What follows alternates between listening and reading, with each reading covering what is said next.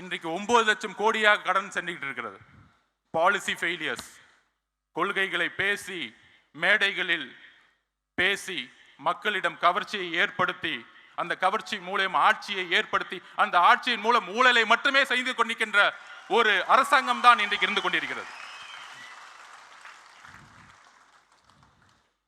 மேம்பட்ட நாடுகளில் ஊழல் எப்படி இருக்குன்னா, வளர்ச்சி ஊழல், பொருளாதாரத்தை உருவாக்குவாங்க, அதுல ஊழல் இருக்கும். இங்க கடனை உருவாக்கி அதுல ஊழல் பண்றாங்க. இதுதான் பிரச்சனை. ஊழல் பண்றீங்க, ஒரு பொருளாதாரத்தை உருவாக்கி ஊழல் பண்ணா கூட ஒரு பெரிய புரட்சியை மேலை நாடுகளை பார்க்கலாம். இங்க கடனை உருவாக்கி ஊழலை செய்து கொண்டிருக்கிறார்கள். நம்மளுடைய தலையில எல்லாம் 9 லட்சம் கோடி இருக்கு. இன்னைக்கு 4 வருஷத்துல 4 லட்சம் கோடி. கேட்டா பொருளாதாரம் வளர்ந்துருச்சு, 10 லட்சம் கோடியை கொண்டு வந்துட்டோம்.